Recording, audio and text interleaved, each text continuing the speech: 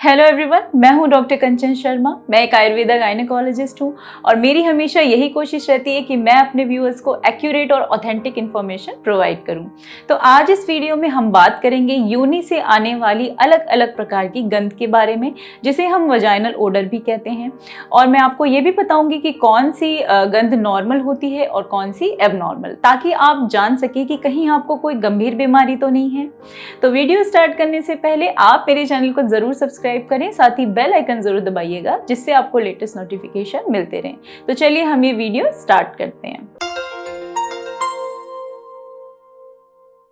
तो सबसे पहले हम बात कर लेते हैं नॉर्मल के बारे में, यानी कि आपकी वजाइना से थोड़ा थोड़ा डिस्चार्ज होना और वहाँ पे थोड़ी थोड़ी सी गंध आना, ये बिल्कुल नॉर्मल है। इसमें आपको कोई प्रॉब्लम नहीं है। ऐसा क्यों होता है? क्योंकि हमारी वजाइना में रहते हैं लैक्टोबैसिलस एसिडोफिलस। ये आपकी वजाइना का पीएच जो है वो एसिडिक बनाए रखते हैं। एसिडिक होने की वजह से आपको आसानी से इन्फेक्शन नहीं होता, लेकिन हाँ, इनकी वजह से एक हल्की फुल्की गंध वो आती है। साथ ही वहाँ पे स्वेट ग्लैंड्स हैं, यानी कि पसीने वाली ग्रंथियाँ, तो थोड़ा बहुत पसीने मिली गंध भी आना, ये भी बिल्कुल नॉर्मल है। और साथ ही आपको कई बार ऐसा लगेगा कि मेरी वजाइनल ओडर में कुछ ना कुछ चेंज है।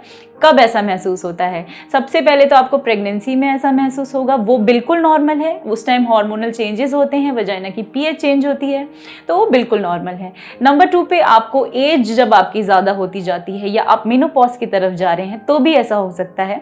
उस टाइम आपका ईस्ट्रोजन कम होने लगता है और इस टाइम हार्मोनल चेंज की वजह से वजाइना की पीएच चेंज होती है। नंबर 3 पे अगर आप बहुत ज़्यादा स्ट्रेस में रहती हैं, तो भी आप ऐसा महसूस कर सकती हैं कि वजाइनल ओडर में कुछ आपके चेंजेस आ गए हैं।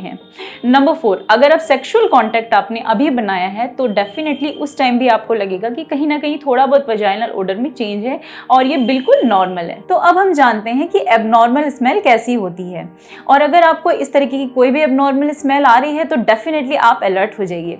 नंबर 1 पे मैं बात करती हूँ फिशी स्मेल की। पेशेंट खुद बताता है आके कि हमें वजाइना से फिशी स्मेल आ रही है, यानी मछली की तरह या मछली सड़ने की हमको वहाँ पे गंध आती है। तो अगर आपको ईचिंग हो रही है, वहाँ पे मछली की गंध तो आ रही है, साथ में आपको ईचिंग हो रही है और आपको सफ़ेद सफ़ेद डिस्चार्ज आ रहा है, तो मोस्ट प्रोबेबली आपको बैक्टीरियल वजाइनोसिस हो गया है। ये क्यों होता है? ये ज़्यादातर उन लोगों में होता है जो वहाँ पे बहुत ज़्यादा क्लीनिंग करते हैं और हेल्दी बैक्टीरिया को वहाँ से वॉश आउट कर देते हैं और अनहेल्दी बैक्टीरिया की ग्रोथ होने लगती है।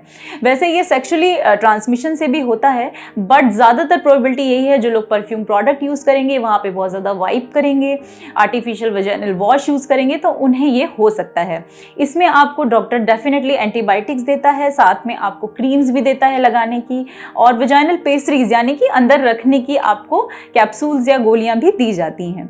नंबर 2 पे हम बात कर लेते हैं, अगर आपको मछली की गंध आ रही है, साथ में आपको वहाँ पूरे एरिया में स्वेलिंग है और एक खास किस्म का डिस्चार्ज यानी कि पीला और हरा डिस्चार्ज आ रहा है, तो आपको ट्राइकोमोनियासिस नाम का इन्फेक्शन हो गया है। वैसे तो ये बहुत कॉमन इन्फेक्शन है, बट लोग इसके बारे में ज़्यादा नहीं जानते और ये बहुत परेशान करता है। और क्यों होता है? ये 99% सेक्सुअली ट्रांसमिटेड इन्फेक्शन है, यानी कि आपको आपके पार्टनर से हुआ है अगर आपने अनप्रोटेक्टेड सेक्स किया है। तो इसके लिए डेफिनेटली डॉक्टर क्या करते हैं, क्योंकि ये सेक्सुअल ट्रांसमिटेड इन्फेक्शन है, तो हस्बैंड वाइफ या फिर जो भी आपका पार्टनर है, दोनों का ट्रीटमेंट चलता है। इस तरीके की किट चलती है, ये दोनों को खिलाई जाती है, हस्बैंड को भी वाइफ को भी। इसमें 3 तरीके की यहाँ पे दवाई होती है। ये सबसे ऊपर वाली आपको लेनी होती है सुबह नाश्ते में, ये आपको दिन के खाना खाने से पहले, और ये दोनों आपको रात का खाना खाने के बाद लेनी होती है। इस तरीके की आपको ये मेडिसिन दी जाती है। तो अगर आपको इस तरीके का इन्फेक्शन है तो आप डेफिनेटली डॉक्टर को दिखाएं, उनसे सलाह लें। लेकिन अगर आपको सिर्फ फिशी स्मेल आ रही है, आपको इस तरीके की ईचिंग नहीं है, कुछ नहीं है, तो डॉक्टर अगर आपको एंटीबायोटिक्स दे तो आप प्लीज़ उसको ना लें, एकदम से मेडिसिन नहीं लेनी चाहिए। कई बार फिशी स्मेल तब भी आती है जब हम बहुत ज़्यादा नॉनवेज खा लेते हैं, हमने बहुत ज़्यादा एग्स खाए हों, हमने लहसुन प्याज खाया हो, या बहुत शुगरी डाइट हमने ली हो, तो तब भी ये स्मेल आती है। तो ये आप खुद अब जान सकते हैं कि आपको ये स्मेल क्यों आ रही है। फिशी स्मेल स्मेल कभी कभी PID, जिन्हें बहुत लंबे समय से पेल्विक इन्फ्लेमेटरी डिजीज़ हो, उनमें भी आ सकती है। तो इसके लिए मैंने एक वीडियो पहले भी बनाया है PID पे, उसका लिंक मैं शेयर कर दूंगी, उसे आप वहाँ से देख लें। अब हम बात करते हैं नंबर 2 एबनॉर्मल स्मेल की, यानी कि फर्मेंटेड स्मेल, यानी कि ब्रेड की तरह स्मेल या बियर की तरह स्मेल। इस तरीके की अगर आपको स्मेल आ रही है तो आपको क्या क्या हो सकता है। प्रेगनेंसी में ये बहुत कॉमन है, अक्सर ही ये फीमेल कंप्लेन करती हैं कि इस तरीके की स्मेल आ रही है, तो ये बिल्कुल नॉर्मल है। नंबर 2 पे मैं बात करती हूँ, अगर आपको बहुत ज़्यादा वहाँ डिस्चार्ज हो रहा है ओव्यूलेटरी फेज में और बहुत गीलापन रहता है उन दिनों, वो 8-10 दिन जो ओव्यूलेशन के होते हैं, तो उस दौरान भी ऐसी स्मेल आ सकती है। या फिर आपने कुछ ऐसा फूड खाया हो जो कि फर्मेंटेड फूड हो, जैसे कि आपने ब्रेड खाई हो काफ़ी, या डोसा खाया हो, इडली खाई हो, कुछ ऐसा फर्मेंटेड फूड, तो भी ऐसी स्मेल आ सकती है। लेकिन अगर आपको साथ में ईचिंग भी हो तो मोस्ट प्रोबेबली आपको यीस्ट इन्फेक्शन हो सकता है। यीस्ट इन्फेक्शन पे मैंने एक वीडियो पहले भी बनाया है, उसका लिंक मैं शेयर कर दूंगी, उसे आप वहां से देख लें। अब हम बात करते हैं तीसरे नंबर की स्मेल के बारे में, वो है मेटेलिक स्मेल, ब्लड की स्मेल, कॉपर की स्मेल, इस तरीके की स्मेल आना। तो ये कब नॉर्मल है?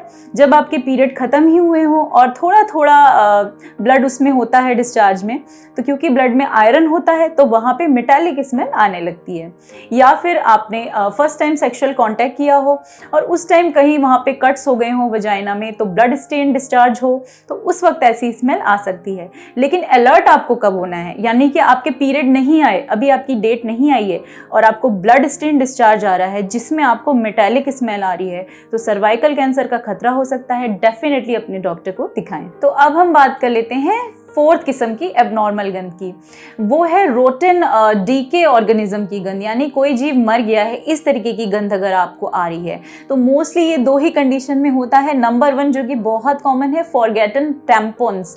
तो अगर आप टैम्पॉन यूज़ करती हैं तो यूजुअली ऐसा होता है कि लास्ट डे जो टैम्पॉन यूज़ करते हैं वो भूल जाते हैं, और इस तरीके की जब गंध आने लगती है बहुत गंदी, तो याद आता है और फिर ये बहुत ही कॉमन है। नंबर 2 पे अक्सर मैंने देखा है, मेरे पे पेशेंट आती हैं कि हमारी डिलीवरी हुई थी 10 दिन 15 दिन पहले और बहुत स्मेल आ रही है, बिल्कुल बदबू आ रही है। तो जब हम चेक करते हैं तो कई बार वजाइना में कॉटन पैड रह जाता है, यानी डिलीवरी के वक्त आपके डॉक्टर ने अंदर कॉटन पैड डाला लेकिन उसको निकालना भूल गए, तो वो वहाँ पे सड़ता रहता है और डेफिनेटली वो इन्फेक्शन का कारण बन सकता है और 7-10 दिन में ऐसी महक आने लगती है। तो अब हम बात कर लेते हैं 5th टाइप की एबनॉर्मल गंध की। अगर आपको स्वीट मोलासिस की तरह मीठी गंध आए तो डेफिनेटली आप अलर्ट हुए, अपनी शुगर चेक कराएं, क्योंकि डायबिटिक पेशेंट में ऐसी गंध आना काफ़ी नॉर्मल है। तो अब आपको कुछ बातों का ध्यान रखना है जिससे आपको इस तरीके की एबनॉर्मल स्मेल नहीं आएगी। तो नंबर 1, आप वहाँ पे ओवर क्लीनिंग ना करें। बहुत ज़्यादा क्लीनिंग करना अच्छी बात नहीं। कई लोग कहते हैं कि हम मैम बहुत सफाई रखते हैं, हम तो गर्म पानी यूज़ करते हैं, हम तो डिटॉल यूज़ करते हैं। तो ये मैं बार बार अपने वीडियोज़ में बताती हूँ कि वो बहुत सेंसिटिव एरिया है, वहाँ डिटॉल नहीं यूज़ करना। आप नेचुरल वजाइनल वॉश यूज़ कर सकते हैं, इस पर मैंने वीडियो बनाया है, मैं उसका लिंक शेयर कर दूंगी, उसे आप वहां से देख लें। साथ में त्रिफला वाटर वॉश भी आप वहां यूज कर सकती हैं, वो भी आप दिन में 1 बार करें, बहुत ज्यादा ओवर क्लीनिंग ना करें। दूसरा, जब आपको ये सब इन्फेक्शंस होते हैं तो डॉक्टर आपको प्रोबायोटिक्स देते हैं खाने के लिए। प्रोबायोटिक्स यानी कि जो लैक्टोबैसिलस मर गए हैं उनको ही आपको खिलाया जाता है ताकि वो वापस आपको मिल जाए। लेकिन अगर आप मेडिसिन नहीं लेना चाहते और सिर्फ खाने के ज़रिए, अपनी डाइट के ज़रिए चाहते हैं कि आपकी फ्लोरा मेंटेन हो, तो आपको कर्ड लेना चाहिए। कर्ड में काफ़ी लैक्टोबैसिलस होते हैं। लेकिन अगर आप बहुत ज़्यादा इन्फेक्शन हो रहा है, आपको स्वेलिंग हो रही है, वहाँ पे इचिंग हो रही है, तो मैं कर्ड लेने की सलाह आपको नहीं दूंगी। तब आप बटर मिल्क यानी कि मट्ठा ले लें, वो बहुत अच्छा है। बटर मिल्क से आपकी फ्लोरा वहाँ की मेंटेन हो जाएगी। तो इन बातों का ध्यान रखें, और खासकर जैसे ही इस किस्म के कोई सिम्टम आपको मिले एबनॉर्मल, तो डेफिनेटली अपने गायनेकोलॉजिस्ट से आप डेफिनेटली कंसल्ट करें। तो आज आई होप कि आपको काफ़ी नॉलेज मिल गई होगी इस वीडियो से।